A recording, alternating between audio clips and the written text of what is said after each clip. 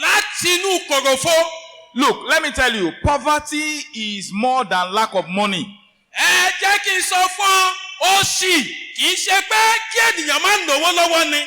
Poverty is a mindset. Òṣì ní èrò inú ẹni. Poverty is a pattern. Òṣì òun ní ìgbé ayé ènìyàn. Because my forefather they were poor, my father was a poor man, then I have to be poor. That's a mindset. Nítorí bàbá mi òtòṣì ènìyàn ni, bàbá mi tòṣì, èmi náà òtòṣì ni mí, èyí ní èrò inú ènìyàn kan. Poverty is a generational stronghold. Òṣì jẹ́ ilé agbára àti ìrandíran èyí tó dé agbára gidigidi. That silently destroys your dream and limits destinies. Èyí tí ó lọ kẹ́lẹ́kẹ́lẹ́ tí ó sì bàjẹ́ àlá rẹ àti àyànmọ́ rẹ. You know, every year people come and say, oh, this is what I want to achieve this year, every 1st of January.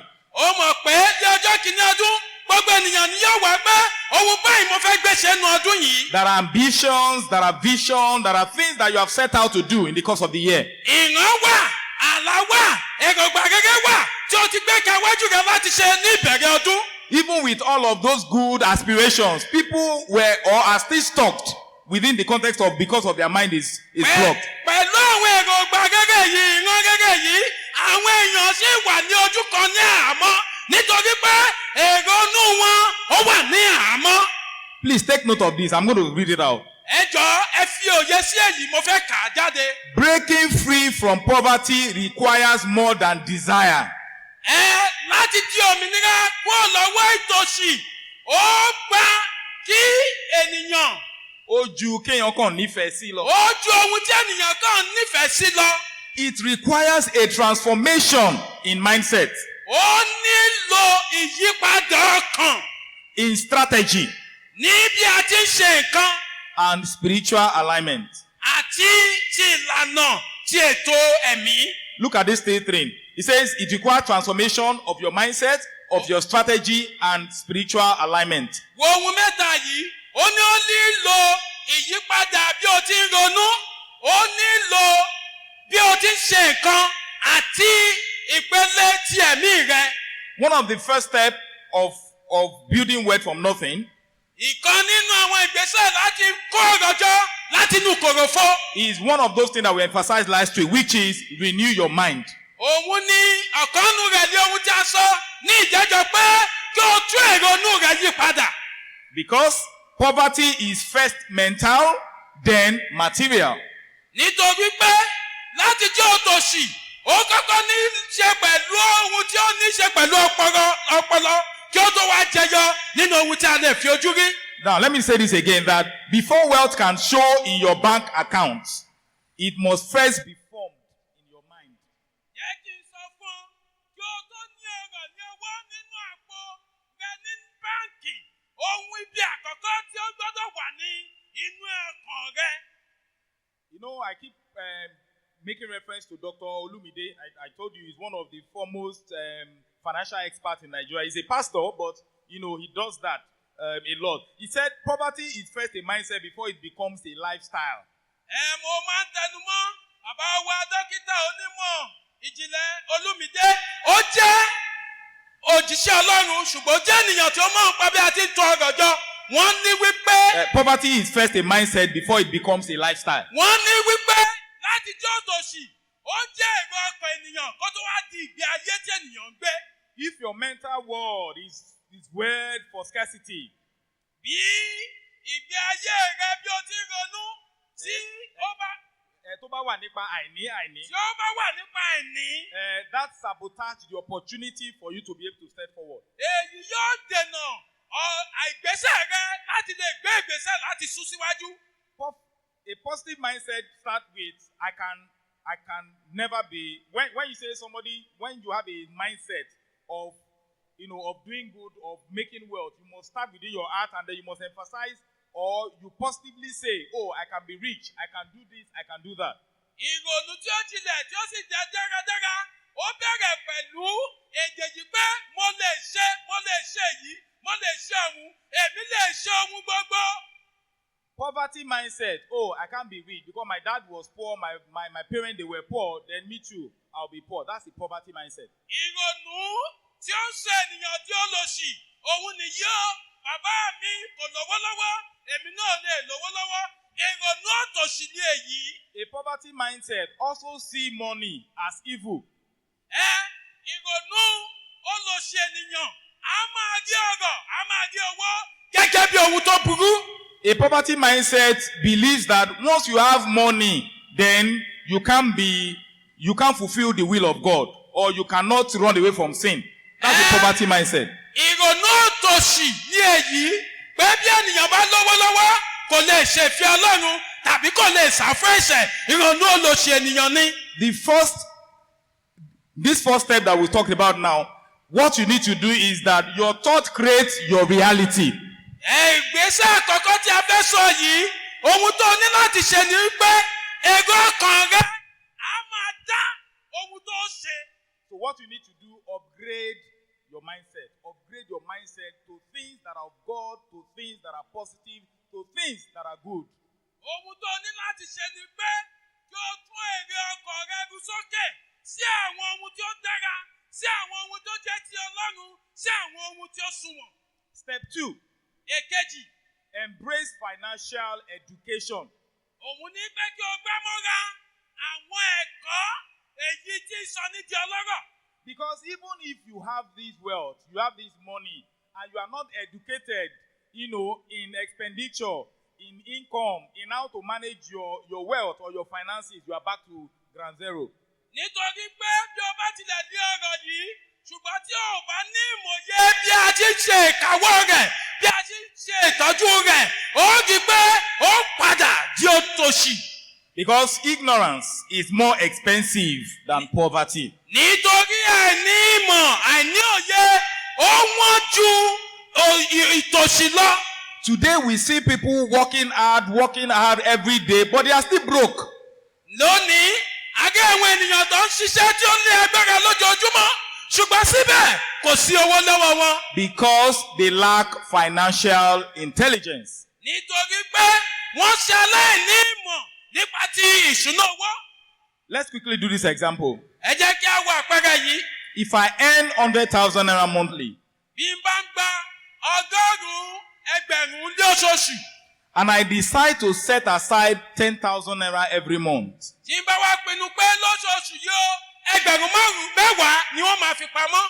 At the end of the year, how much would I have saved? Ní ìparí ọdún, ẹgbẹ̀rún mélòó ni màá ti fi pamọ́? How much?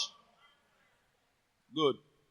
But today, people earn 100,000 naira and they spend all the 100,000 naira. Ṣùgbọ́n lónìí, àwọn ènìyàn ń gba ọgọ́rùn-ún ẹgbẹ̀rún, wọ́n á sì ná gbogbo rẹ̀ parí.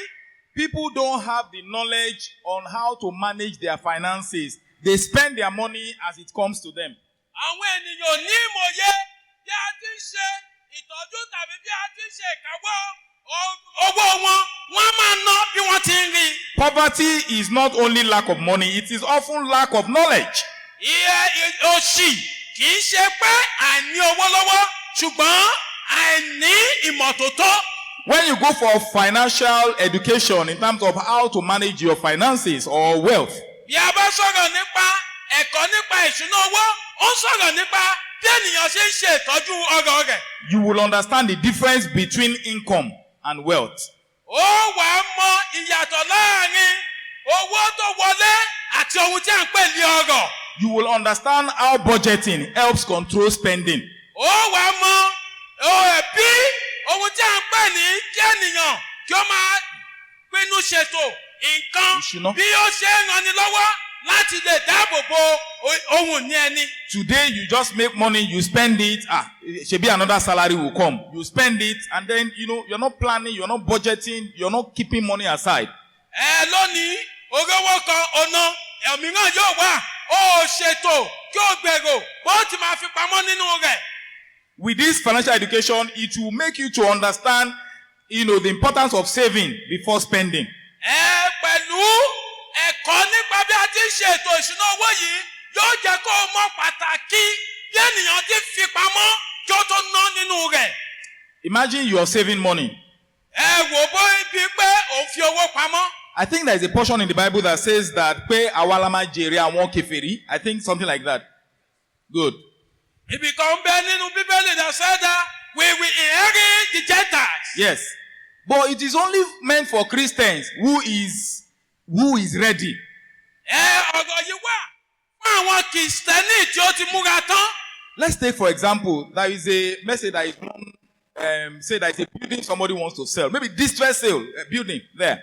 Ẹ jẹ́ kí a fi èyí ṣe àpẹẹrẹ bóyá ilé kan wà tí ènìyàn kan fẹ́ tà. Maybe the person wants to sell it, for example, 500,000 naira. Bóyá ènìyàn jẹ́ fẹ́ tà ní ẹgbẹ̀rún ní ọ̀nà àpò 500,000. Àpò méjì àbọ̀. Àpò méjì àbọ̀. Àbí àpò méjì àbọ̀. I hope we got it. Okay. Now, so it's a distress sale. They want to sell it. Wọ́n fẹ́ tà kíákà wọ́n nílò owó. And it's 500,000. Wọ́n wá pè ní ẹgbẹ̀rún lọ́nà àpò owó méjì àbọ̀. Good. But meanwhile, you have been saving money. You didn't even know that opportunity will come, but you are saving the money. Ṣùgbọ́n ìwọ tí ń fi owó pamọ́ díẹ̀díẹ̀, o mọ̀ pé bí àǹfààní ńlá báyìí yóò wáyé, o kàn fi owó pamọ́. But because you got to know, oh, I need it, and you dip your money, even though the money is not complete, at least it's close to what you want to buy. Nígbà tí o wá wò ó, ìwọ tí ń fowó pamọ́, o nílò léyìí, òun lọ wọlé tó fi pamọ́, kò tiẹ̀ tí ì péye rẹ̀, ṣùgbọ́n ó ti súnmọ́ iye tó fẹ́ san. You can quickly loan money and add to it and buy that property. O lè sáré kiri kí o yẹ owó sí, kí o fi kún, kí o sì ra ilé náà. But imagine you don't have any savings. Ṣùgbọ́n rò pé o tiẹ̀ ní owó kankan pamọ́. And that opportunity comes to you. Àǹfààní ńlá yìí wá wá bọ̀. And oh, I like it. Okay, give me 2 months. Mo fẹ́ eléyìí ẹ fún mi ní oṣù méjì. You may likely not get that building. Ó ṣeé ṣe pé o ní rí ilé náà rà. What we are saying is that with financial education, he tells you or he gives you that education on how to manage your finances, budgeting, how to save, etc. Ohun tí a ń sọ wípé pẹ̀lú ẹ̀kọ́ nípa ètò ìṣúná owó yóò ràn ọ́ lọ́wọ́ láti wo bí ó ṣe máa náwó rẹ̀, bó ṣe fi pamọ́ nínú rẹ̀ àti bó ṣe máa ṣe ìkáwọ́ rẹ̀. So when it comes to managing your finances, wisdom is profitable to direct. Tí ó bá wá jẹ́ lọ́rọ̀ bí a ti ṣe ìtọ́jú owó ẹni ni tàbí ohun tó wọlé fún ni, ọgbọ́n ó wà láti tọ́ni. You don't rise to your level of hustle, you rise to the level of your wisdom. O ní díje sí ìpele tí o ti ń jalangba káàkiri, o ní láti díje sí ìpele ọgbọ́n rẹ. So seek financial education. Láti wá ẹ̀kọ́ ìmọ̀jìnlẹ̀ nípa bí a ti ṣe ètò ìṣúná owó. How do you do this? Báwo ló ṣe lè ṣe èyí? For those of us who are tech savvy, there are a lot of information online. Fún àwa tí a mọ bí a ti ń lo ẹ̀rọ ayélujára, àwọn onírúurú ìmọ̀jìnlẹ̀ ń bẹ lórí rẹ̀. In fact, there are templates online that you go there and put in your income and it would redistribute everything. How much you should save, how much you should keep, how much you should spend. Everything is there. Àwọn nǹkan kan wà tí ó ti ṣe sínú rẹ̀ tọ́mọ ẹlẹ́yìnbó pé tẹ́ḿpìlẹ̀tì. Ó fi iye tó ń gbà sínú rẹ̀. Yóò sọ iye tó yóò fi pamọ́ fún ọ. Yóò sọ iye tó yóò ná sí ọ. Èyí tó yẹ kó o fi raṣọ. Yóò sọ síbẹ̀ fún ọ. The challenge is this, and this is one of the things I have known for a very long time. Ìpèníjà tó wà níbẹ̀ ni èyí. Ó sì jẹ́ ohun tí mo ti ṣàkíyèsí rẹ̀ láti ọjọ́ tó ti pẹ́ wá. If I have 500,000 naira Bí n bá ní ẹgbẹ̀rún owó lọ́nà àpò méjì. and I don't keep some, Mi ò sì fi kankan pamọ́ nínú rẹ̀. I will end up spending everything. Màá rí pé mo ná gbogbo rẹ̀ tán ni. And that's where the problem is. Ibi tí wàhálà wà nìyí o. So building wealth, you have to be intentional. Láti kó ọ̀rọ̀ jọ, o ní láti ní ìpinnu. Building wealth doesn't mean that you own an estate, you own a bank, or you own a manufacturing organization. That's not what we are referring to. Títú ọ̀rọ̀ jọ, àṣọ wípé ó dìgbà tó o bá tó ní báǹkì, tàbí o ní iléeṣẹ́ ńlá, tàbí o ní àwọn ọ̀rọ̀ tí ó pọ̀. You should be able to afford what you have at the right time and at the right day. O ní láti lè ní ohun tó o fẹ́ ní àkókò tó wọ̀ àti ní ìgbà tó wọ̀. If you cannot do that, then there is problem somewhere. Bí o bá lè ṣe yìí, wàhálà wà ní ibì kan. So, and that is why you need to be intentional in this whole process. What we are discussing here today is to help us to know what to do and what not to do. Èyí ló fi jẹ́ wípé o gbọ́dọ̀ ṣe ìpinnu nípa ìṣiṣẹ́ èyí tí a ń sọ lónìí ohun tí a ti sọ nípa rẹ̀ ni láti mọ ohun tó yẹ kó o ṣe àti èyí tí o gbọ́dọ̀ ṣe. Step number 3. ìgbésẹ̀ kẹta. Start where you are. bẹ̀rẹ̀ níbi tó wà. Some people say, oh, before I can start a business or start something, I need 5 million naira. ọ̀pọ̀ wípé kí n tó lè bẹ̀rẹ̀ okòwò kan tàbí ohun kan mo nílò mílíọ̀nù 5 náírà. You may end up not even starting it. o lè parí rẹ̀ pé o tiẹ̀ ní bẹ̀rẹ̀ ohunkóhun. Use what's in your hand at the moment to start. lo ohun tó ń bẹ ní ìkáwọ́ rẹ lọ́wọ́lọ́wọ́ láti bẹ̀rẹ̀. A lot of people delay progress. They delay progress a lot. ọ̀pọ̀ ènìyàn ló máa ń dá ìlọsíwájú wọn dúró. I gave example last week that when I was doing some of those professional exams, I didn't have all the money, but God just gave me that wisdom to start then. mo sọ àpẹẹrẹ kan ní ìjẹjọ pé nígbà tí mo ń ṣe àwọn ìdánwò oníwèé gíga yìí mi ò ní owó rẹ̀ ṣùgbọ́n Olúwa kàn fún mi ní òye yẹn pé bẹ̀rẹ̀. And because I started it, I took advantage of that time. I was a young man, kò tí ì sí bùkátà lọ títí báyìí, so we were, I was able to maneuver and do this thing.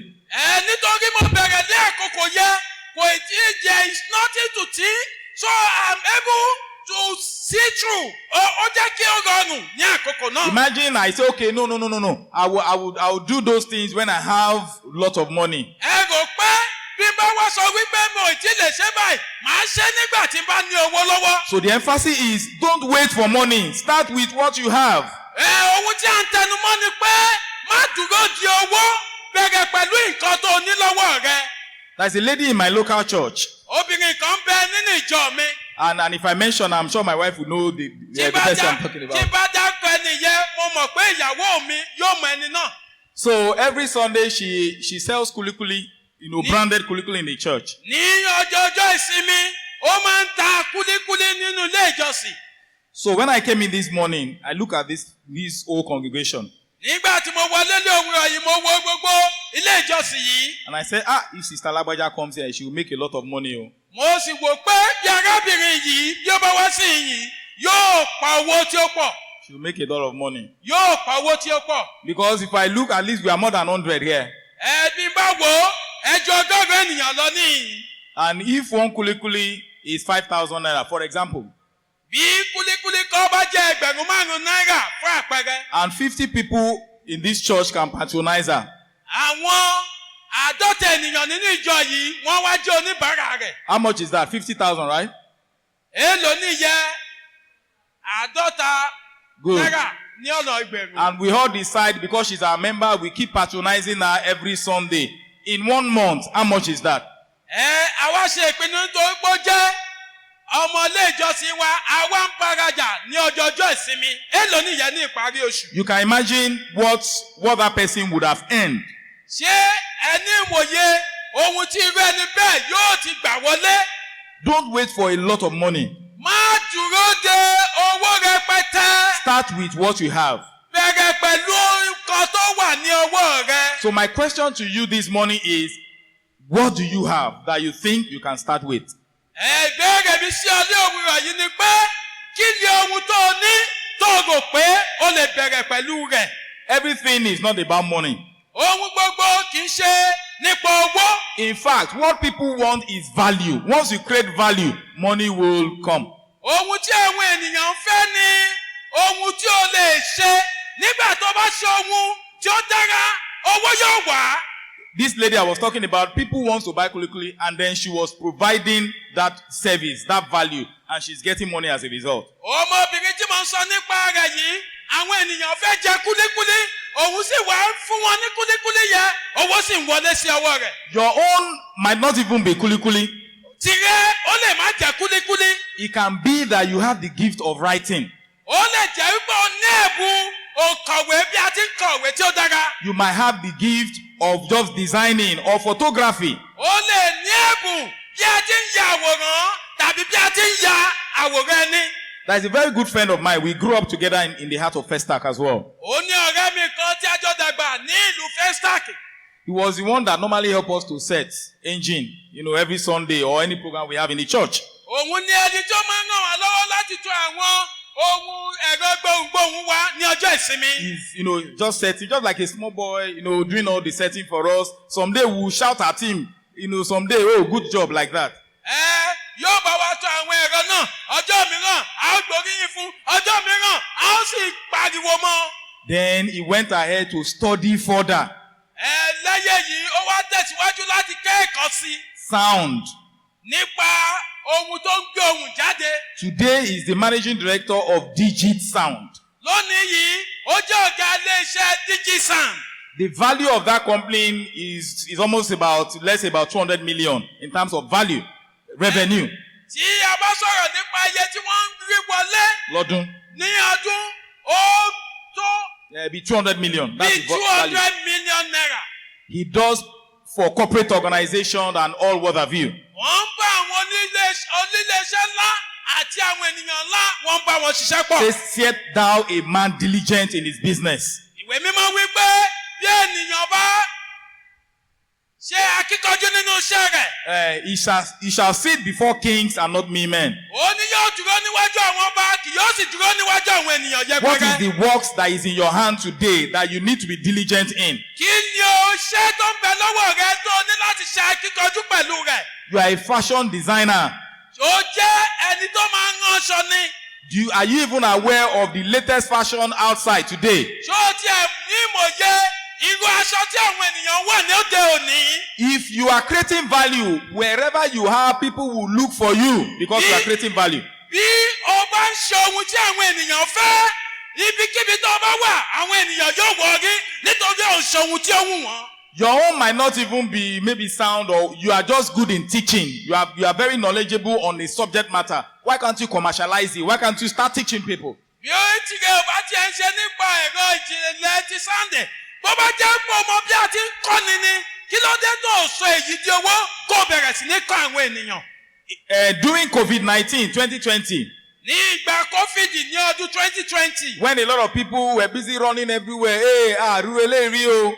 Nígbà tí àwọn ènìyàn sáré sókè sódò pé a ò ní rí eléyìí rí. Some people looked at the scenario and took advantage of the calamity. Àwọn ènìyàn kan wo ohun tí ó ń ṣẹlẹ̀, wọ́n sì gbé ìgbésẹ̀ tí ó dára, wọ́n sì jẹ́ kí èrè rẹ̀ kí ó wá sí ọ̀dọ̀ wọn. They were busy producing nose masks for people.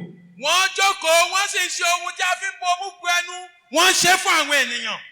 What is in your environment that you can take advantage of? Kí ni ohun tí ó wà ní àyíká rẹ tí wọn náà lè jàǹfààní rẹ̀? Sometimes we mock God a lot.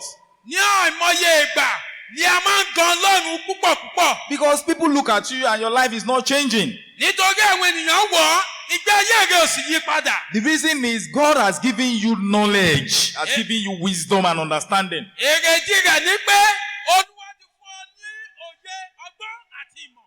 And He wants you to use this like attribute or characteristics to be able to use it to create wealth for yourself. Olúwa sì ń retí ní ọwọ́ rẹ pé kó o lo àwọn ìwà tó dára yìí kí o fi tó ọrọ̀ jọ fún ara rẹ. But you are not using it. You come to church, you pray, and God is telling you, look, guy, this is what I want you to do, but you are not seeing it. Ó lò wọ́n. Owó sí ilé ìjọsìn gbàdúrà, Olúwa sì ń bọ́ sọ̀rọ̀. Ohun tí mo fẹ́ kí o ṣe ní ṣùgbọ́n ojú rẹ ò là sí. So be focused, be intentional this year, so that by 31st of December, you will have lots and lots of testimonies to give. Nítorí náà nínú ọdún yìí ṣe ìpinnu. Nítorí náà bí ó bá fi di ọjọ́ tó gbẹ̀yìn ọdún yìí, ó ní ọ̀rẹ́ rí rẹpẹtẹ.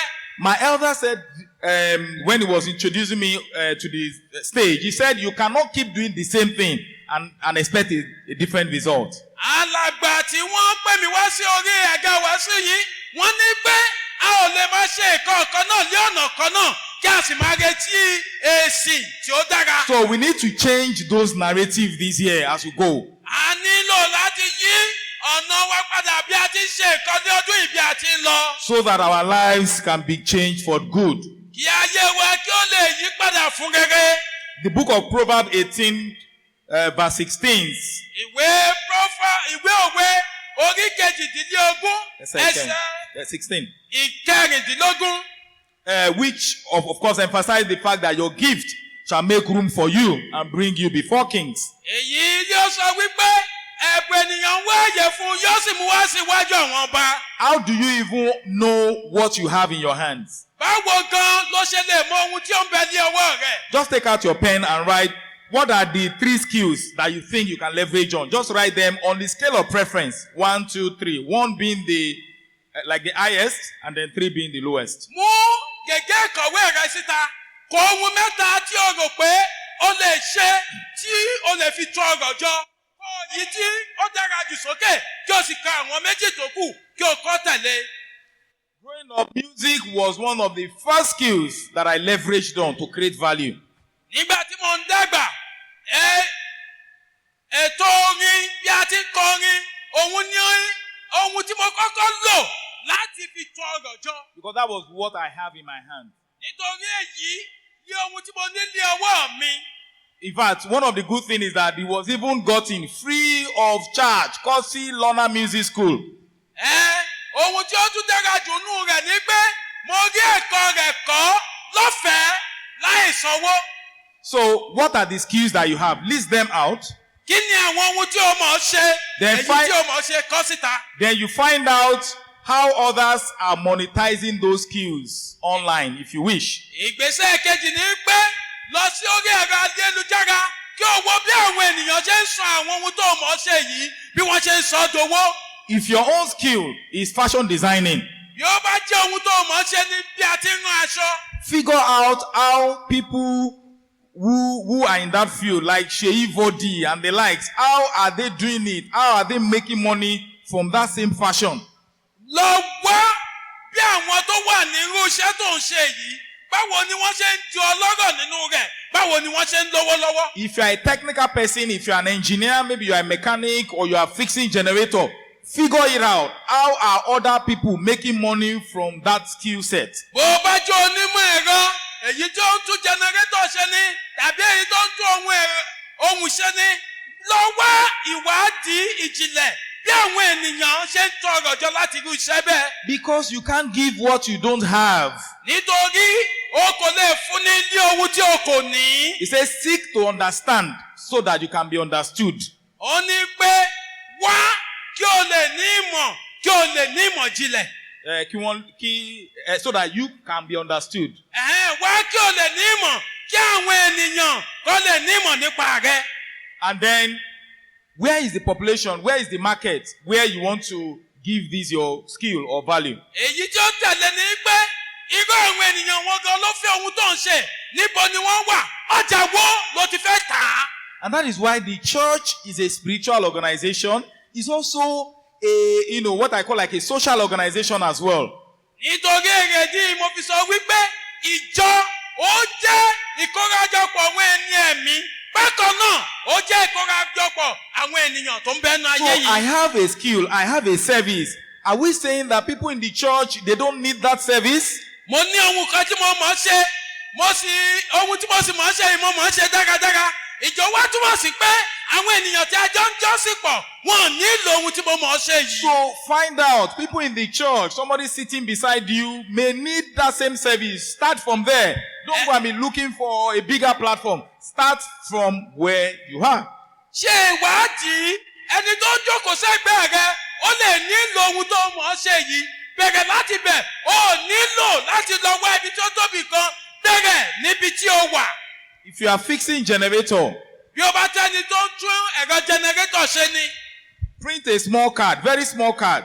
ṣe ìwé pélébé kékeré, Put your name, fi orúkọ rẹ sí, put your phone number, fi ẹ̀rọ fóònù rẹ síbẹ̀, put your address. wá fi nọ́mbà ilé rẹ síbẹ̀. Come on a particular Sunday, for example. Wá ní ọjọ́ ìsinmi kan fún àpẹẹrẹ. Distribute it to everybody here. Pín káàdì kékeré yìí fún gbogbo ènìyàn tó ń bẹ níhìn-ín. Ẹgbà o, àìbámọ̀ o, ẹgbà o, àìbámọ̀ o. And take this, we don't know. Take this, we don't know. If you give it to 100 people, Bí o bá fi fún ènìyàn ọgọ́rùn-ún, maybe 5 would contact you. ó ṣeé ṣe kí márùn-ún kó pè ọ́ padà. The other people, they have a need for it, but they don't trust you yet, so they are still aback. Pé káṣímà wò ó. Àwọn yòókù, àwọn náà nílò ohun tó ń ṣe yẹ, ṣùgbọ́n wọn ì tí ì mọ irú ènìyàn tó jẹ́, wọ́n fẹ́ wò díẹ̀. So the 5 people that have called you, àwọn márùn tí wọ́n ti pè é yẹ. You go there, you do the work very diligently. ó lọ síbẹ̀ ó ṣiṣẹ́ náà dáradára. One person tell this person, ọ̀gbẹ́ni ó mọṣẹ́ ṣe o, in fact, ó ṣe generator ẹ̀ dáadáa.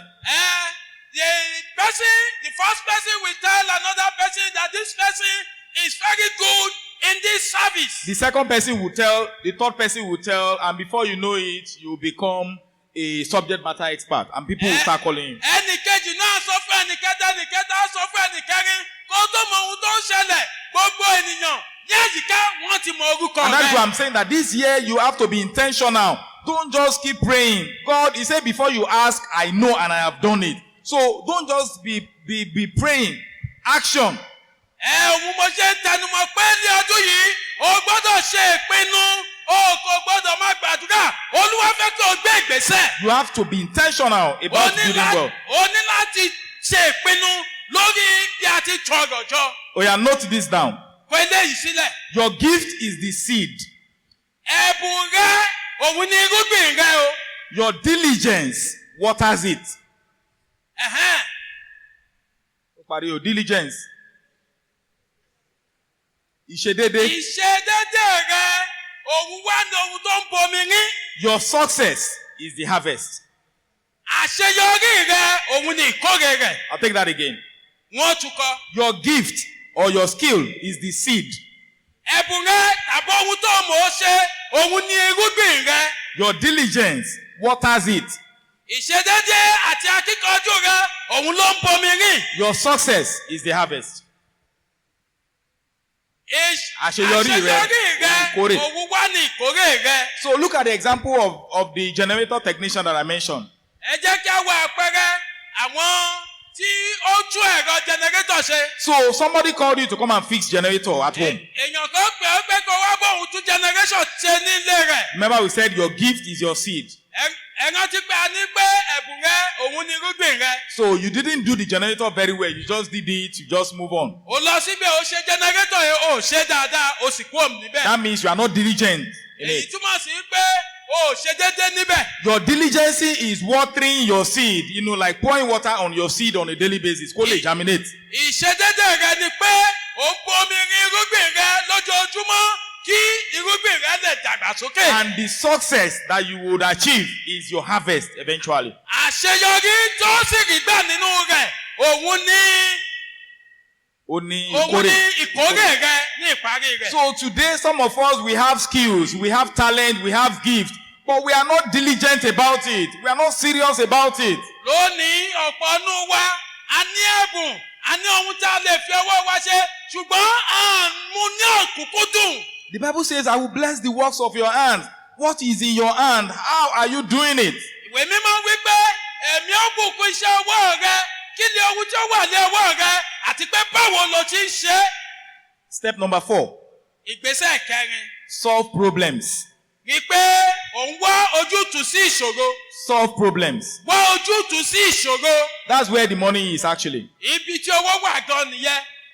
By virtue of my role nípa iṣẹ́ tí mò ń ṣe. and my experience, àti òye mi. employers are looking for candidates who are able to solve organizational problems.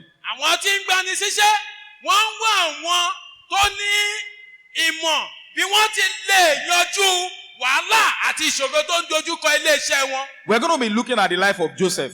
ẹ jẹ́ kí a wo ìgbé ayé Jósẹ́fù. We all know the story when he was in the prison. gbogbo alámọ̀ ìtàn nígbà tí ó wà nínú ọgbà ẹ̀wọ̀n.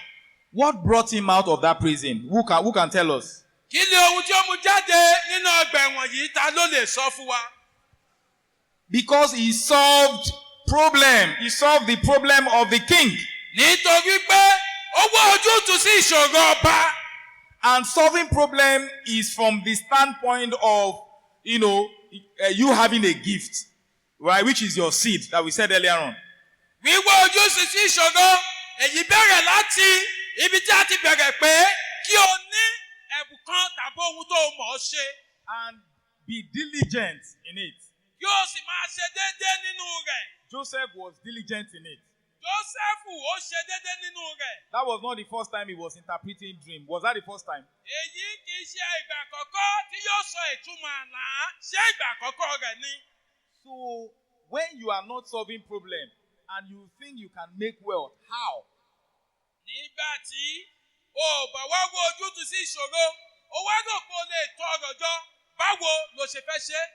Look at your surrounding, look at your environment. What are people like requesting for? What are people looking for? What are the issues? What are the demands in this area? Wo àyíká rẹ, wo ibi tó ń gbé, kí ni ohun tí àwọn ènìyàn fẹ́, kí ni ohun tí wọ́n wá, kí ni ohun tí wọ́n fẹ́ rà, kí ni ohun tí wọ́n ṣaláìní. Some people, they will go to like a new site. They'll build a house in a new site. Ọ̀pọ̀ ènìyàn yóò kọ́ ilé rẹ̀ sí àwọn àdúgbò tí wọ́n ṣe bẹ̀rẹ̀ sí ní dàgbàsókè. You can be rest assured that there is not going to be like a public water there. Ó yẹ kí èyí tó dá lójú pé kò ní sí ẹ̀rọ omi tí ayélujára èyí tí àwọn ènìyàn mọ̀ níbẹ̀. Omi ìgboro. Omi ìgboro níbẹ̀. Now, what are people looking for here? People are always looking for water. Okay, you figure it out. You do a borehole. You do your tap, like a public tap, and you start selling water. Ó wá wo pé kí ni àwọn ènìyàn wá kiri bí omi ni wọ́n wá. Ìwọ náà wá gbé kànga ìgbàlódé. Ó wá ṣe ibi tí wọ́n ti lè pọnmi tí gbogbo ènìyàn wá. Ó sì bẹ̀rẹ̀ sí ní ta ohun gbowó nínú rẹ̀. However little it is. Bí ó ti wù kí o kéré mọ́. Little drop make a mighty ocean. Ìṣú tẹ́rẹ́tẹ́rẹ́ òun ló ń dodò ńlá. So look around you. What are the needs? What are the demands, within the context of your environment? Wo yíká rẹ, kí ni ohun táwọn ènìyàn ṣaláìní tí wọ́n sì ń wá? Imagine you stay in a neighborhood.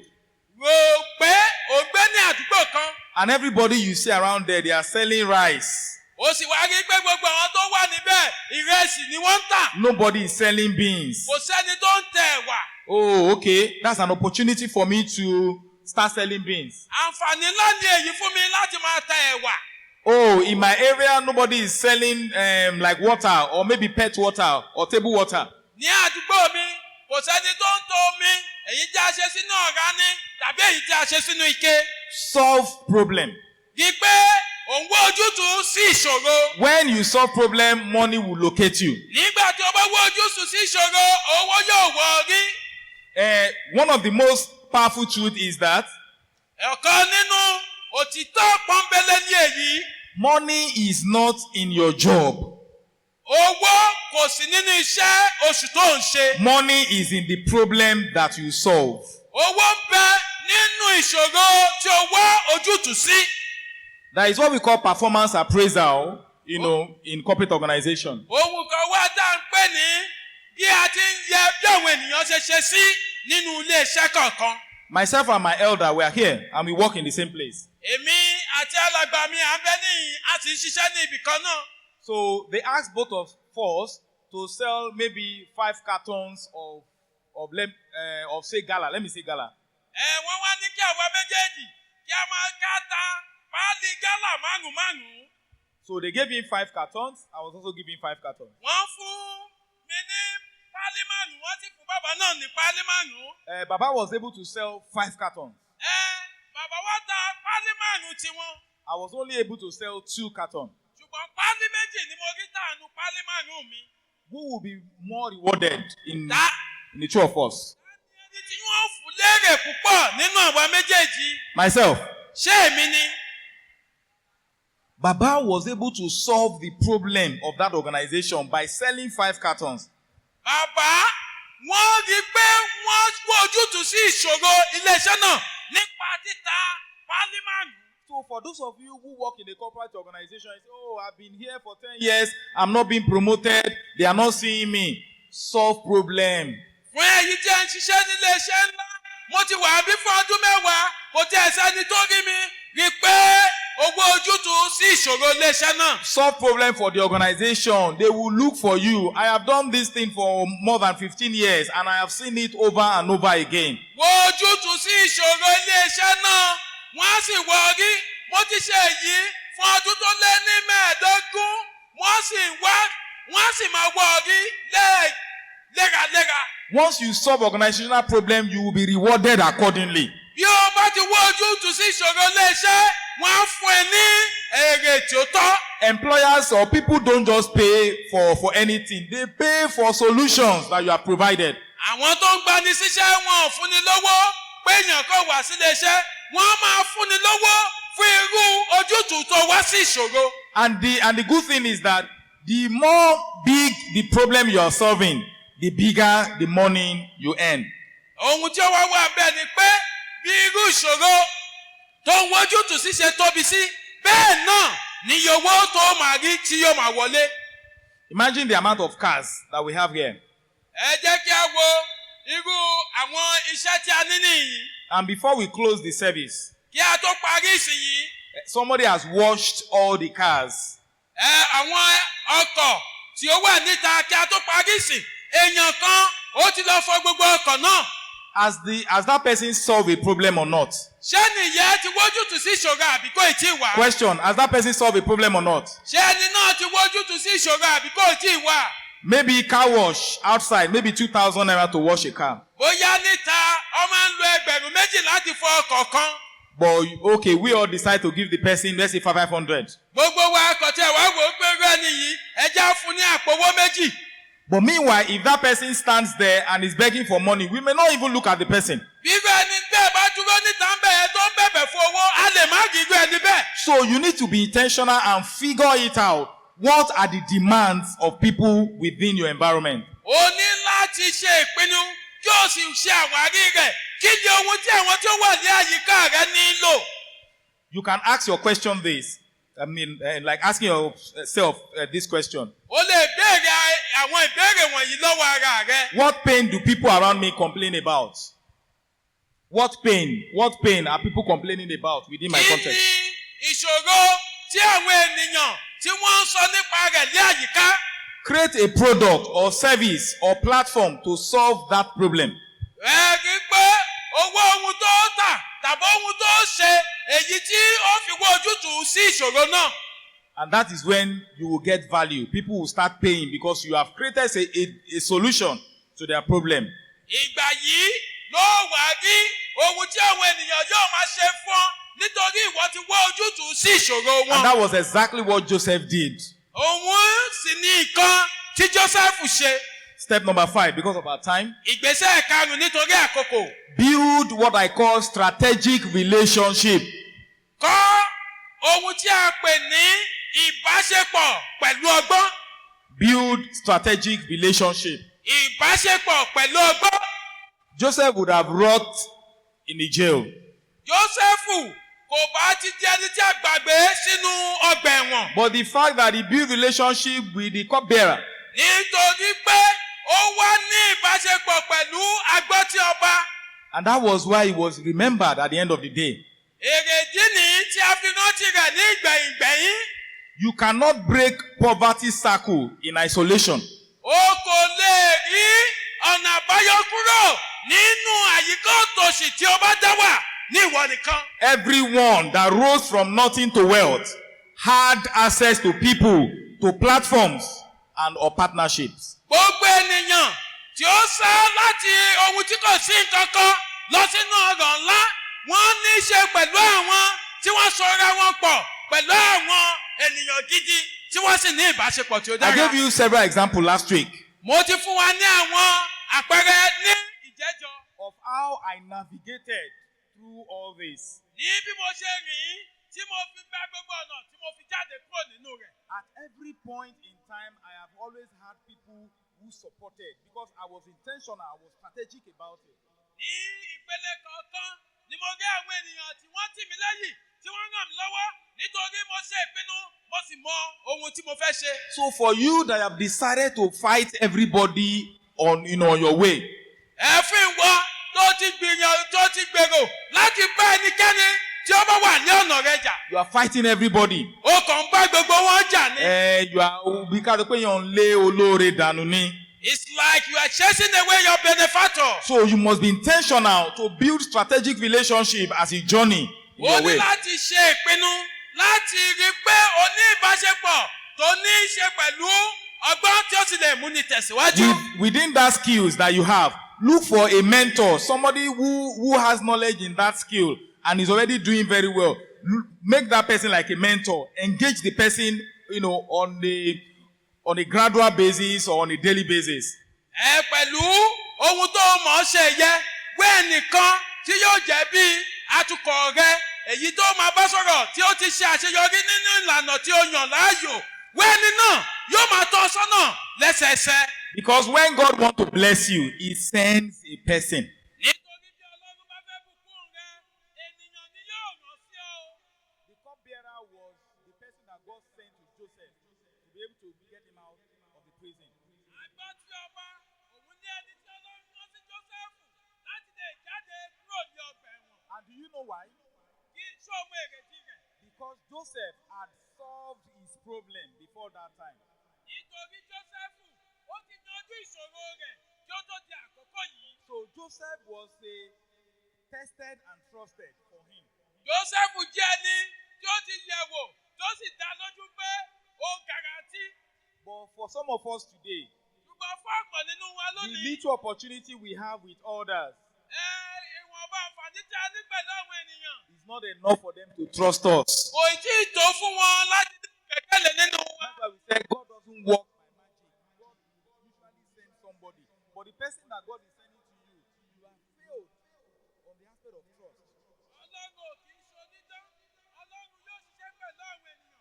ṣùgbọ́n ẹni tí Ọlọ́run rán sí ọ ní ìwọ ó ti pàdánù nígbà tí à ń ṣe ìdánwò fún ọ bóyá ẹni tí a lè fara lé ní ọ àbí bẹ́ẹ̀ kọ́. That's why I said in the journey, you have to be intentional.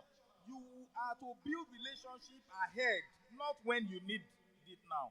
èrèdí tí mo fi sọ fún ọ wípé o gbọ́dọ̀ ṣe ìpinnu ni o. O gbọ́dọ̀ ti ní ìbáṣepọ̀ yìí kí o ti tó ìbáṣepọ̀ náà kì í ṣe nígbà tó nílò rẹ̀ ṣùgbọ́n kí o tó nílò rẹ̀.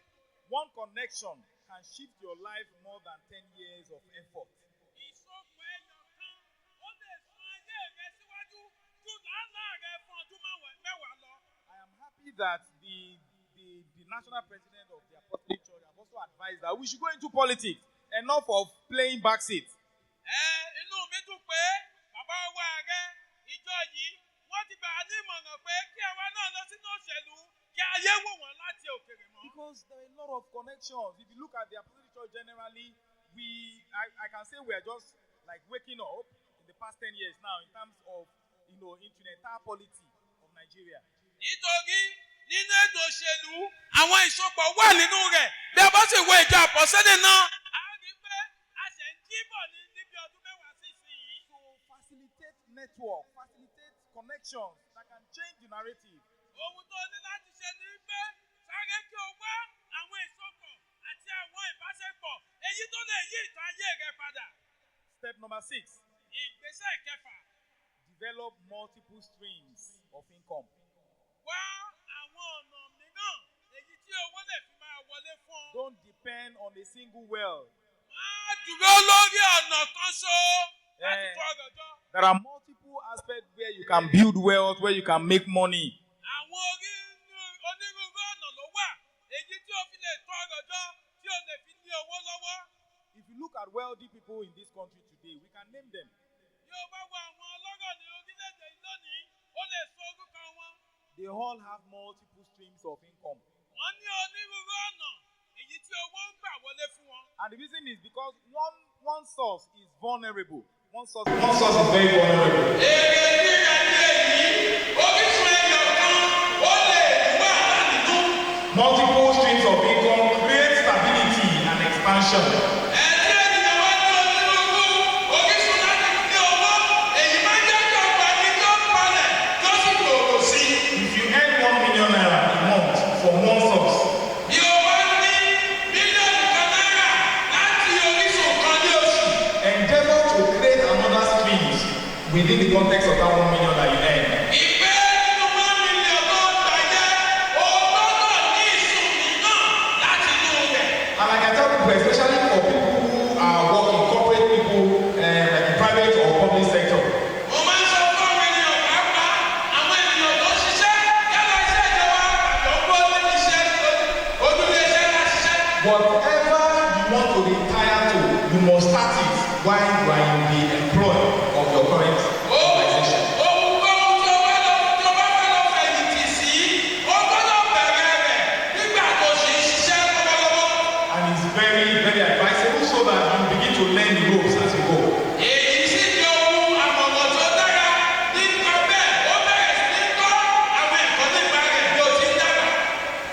I'll use myself as an example again. Wọ́n lọ ra mi gẹ́gẹ́ bí àpẹẹrẹ lẹ́ẹ̀kan sí. So maybe recently I've slowed down on music, but I know that music was a life-changing opportunity for me. Bóyá ní ìsinyìí mo ti gbé orin kíkọ mo ti gbé sí ẹ̀gbẹ́ kan ṣùgbọ́n mo mọ̀ pé ètò orin kíkọ yìí ó jẹ́ ohun tó jẹ́ orísun fún ìyípadà ayé. I was making a lot of money in music. Mò ń gé owó gidi nínú ètò orin kíkọ. By the time I was done with my certification, Nígbà tí mo wá gbẹgbẹ́ gbogbo àwọn ọ̀rẹ́ mi parí. I started lecturing again. Ó bẹ̀rẹ̀ sí ní dánilẹ́kọ̀ọ́. So preparing students who want to take CIPM exam or the SHIM exam in the US. Mo wá rí pé mò ń gba àwọn ènìyàn lẹ́tà àwọn tí wọ́n fẹ́ lọ ṣe ẹgbẹ́ ìdánwò tí mo ti ṣe. So before now, every Saturday, I'm in class teaching. Ó tó ti ṣiṣẹ́ ní gbogbo ọjọ́ Sátidé, mo wà ní ilé ẹ̀kọ́ òǹkà àwọn ènìyàn. And I work 8 to 5, Monday to Friday, every week. Mo sì máa ń ṣiṣẹ́ ní aago mẹ́jọ sí márùn-ún ní ọjọ́ Ajé sí ọjọ́ Jímọ̀. God also helped me during this time to be saving. Ọlọ́run sì ràn mí lọ́wọ́ ní àwọn àkókò yìí láti máa fi owó pamọ́.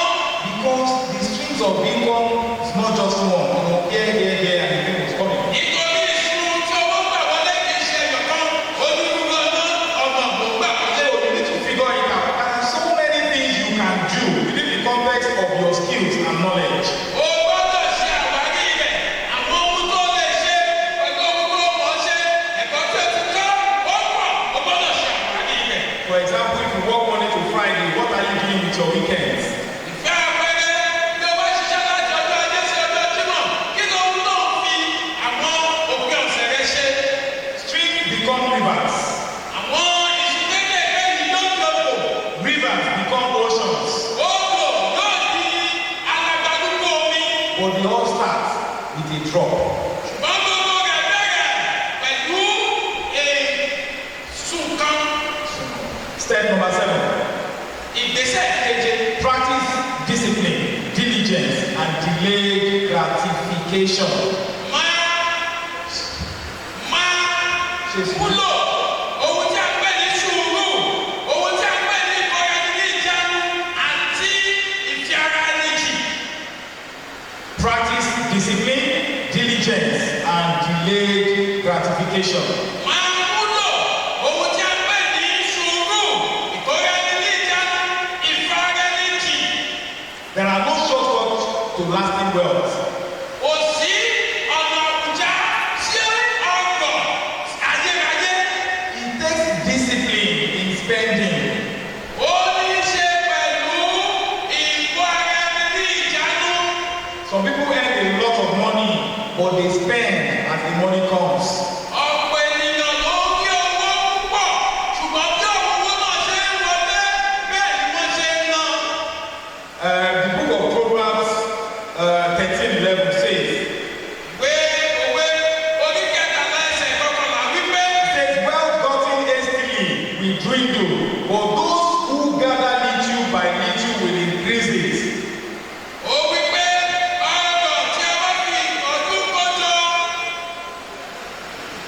Ìwé òwe orí Proverbs 13, ẹsẹ̀ verse ìkọkànlá. 11. Ọrọ̀ tí a fi ìwà sán ni yóò fà sẹ́yìn, ṣùgbọ́n ẹni tí ó fi iṣẹ́ ọwọ́ kó o jọ ni yóò máa pọ̀ sí i.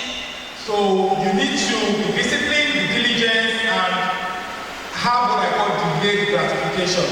O gbọ́dọ̀ fún ara rẹ ní ìjánu, o gbọ́dọ̀ máa ṣe déédéé, yóò sì ní ohun tí mo pè ní pé bí a ti ń kó ìṣúra ẹni jọ bí ọjọ́ iwájú.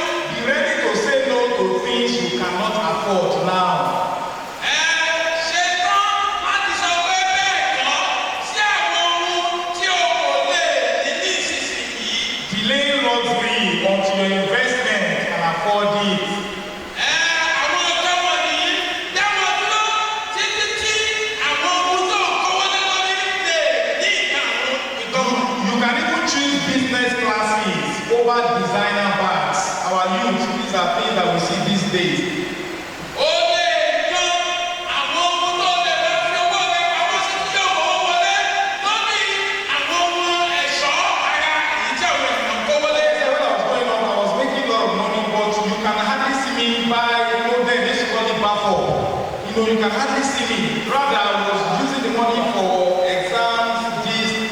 that I know will be good for me in the future. Ẹ mo ṣe àpẹẹrẹ rẹ̀ nígbà tí mo ń dàgbà. Ó jẹ́ ohun tí ó ṣòro láti rí mi. Bóyá mo lọ ra àwọn aṣọ ìgbàlódé, báàgì ìgbàlódé, ṣùgbọ́n àdúrà èmi náà máa ń ká àwọn ọmọ mi dé. Ìdánwò àwọn ohun tí mo rí pípé wọ́n lè ràn mí lọ́wọ́ láti dé ibi tí mo fẹ́ lọ. Wealth is not about how much you make. Ọ̀rọ̀ kì í ṣe nípa iye owó tó o ní. It's about how well you manage what you make. Ó ní ṣe pẹ̀lú bí ó ṣe ṣe ìkáwọ́ ohun tí o rí yẹn. That's why you see people, they earn millions on a monthly basis, but they are not happy. Somebody who earns 500,000 or even 100,000 is not happier than them. Òun ló ń rí àwọn tó ń rí mílíọ̀nù lóṣooṣù sínú wọn dùn, ṣùgbọ́n àwọn tí ó ní owó tí kò tó tiwọn, inú wọn dùn ju tiwọn lọ. Because wealth is not about how much you make, actually. Nítorí ọ̀rọ̀ kì í ṣe iye tó ní. It's about how you manage what you make. Ó ní ṣe pẹ̀lú bí ó ṣe ṣe ìkáwọ́ ohun tó ní. Step number 8, Ìgbésẹ̀ kẹjọ partner with God. ní ìbádókòwò pẹ̀lú Ọlọ́run. If there is something the Lord has helped me to do more, is within this context. Partner with God. Bí ó bá ní ohun kan tí Olúwa ti ràn mí lọ́wọ́ láti ṣe, ó wà nínú ohun tá à ń sọ yìí ní ìbádókòwò pẹ̀lú Ọlọ́run. Because true prosperity is spiritual. Nítorí ọ̀rọ̀ ìlọsíwájú nínú ọ̀tọ̀ ó jẹ́ ohun tí ẹ̀mí. In the book of Deuteronomy, chapter 8, verse 18, where it was read to us, say, "Thou shalt remember the Lord your God." Nínú ìwé Deuteronomy, orí ìkẹjọ tí wọ́n ti kà fún wa, ó ní kí ìwọ kí ó rántí Olúwa Ọlọ́run rẹ. That was why I said last week that when you get what you want, don't forget your source. Èkejì rẹ̀ ó fi sọ ní ìjẹjọ pé nígbà tí ọmọ rẹ bá kọ ohun tó fẹ́, má ṣe gbàgbé orísun rẹ̀. He spoke that there were 3 sources: God as the primary source, your parents as the secondary source, and other sources. A sọ fún wa pé ìsun mẹ́ta ni ó wà, Ọlọ́run gẹ́gẹ́ bí ìsun àkọ́kọ́, àwọn òbí rẹ̀ gẹ́gẹ́ bí ìsun ìkejì, àti àwọn ìsun mìíràn bí ìkẹta. So true prosperity is spiritual. Nítorí náà, ọ̀rọ̀ àti ìṣedéédé ó jẹ́ ohun tí ẹ̀mí. You cannot break a spiritual yoke with physical weapons. Ó kò lè fọ́palẹ̀ àwọn àjàgà tí ẹ̀mí pẹ̀lú ohun ìjà ti ara. Today, the church is in need of something, or they are asking for something, even though you don't have, the little you have is a spiritual weapon. Lónìí, ìjọ ń béèrè fún ohun kan tàbí ó nílò ohun kan tí ó ti ẹ̀mí púpọ̀ díẹ̀ tó bẹ lọ́wọ́ rẹ, ohun ìjà ti ẹ̀mí ni.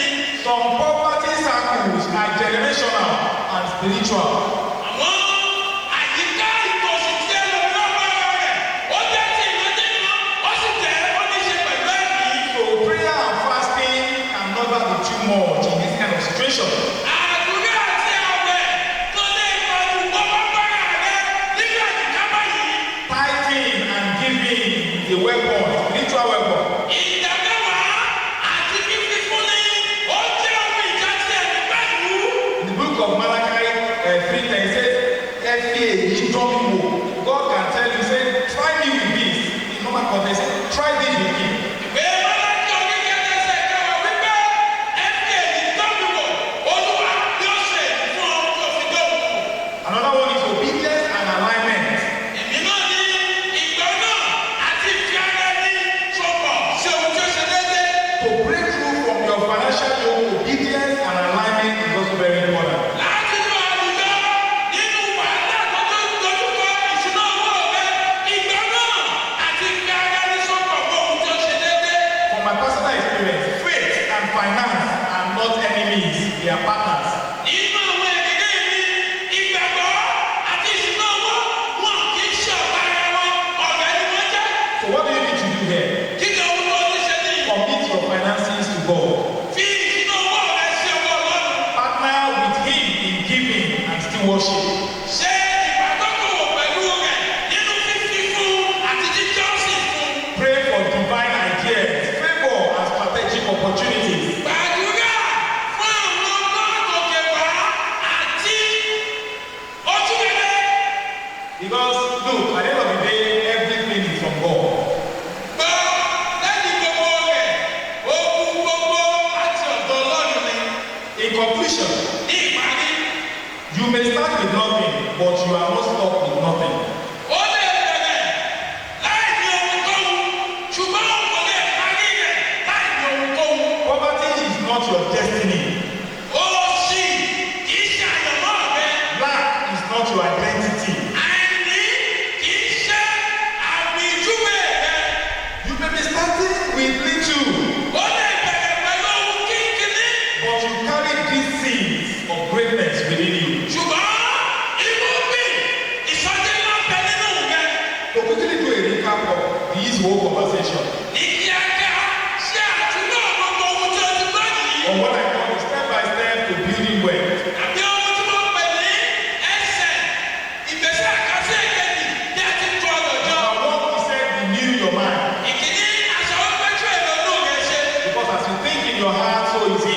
Nítorí bí o ti lò ní inú rẹ bẹ́ẹ̀ náà ló Number wí. two, get financial education. Ìkejì gba ẹ̀kọ́ nípa ìṣúná owó.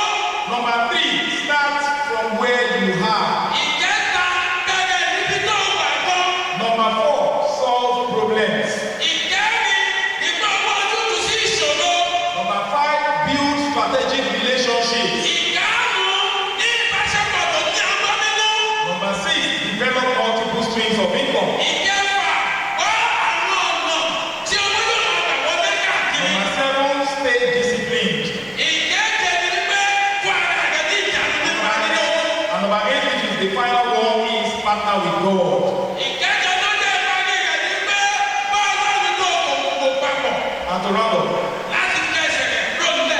you don't need a silver spoon. O kò nílò síbi ìjẹ. You need a solid plan. O nílò àlàkalẹ̀ ètò tó múnádóko And the courage to start. àti ìgboyà láti gbé ìgbésẹ̀. May the Lord bless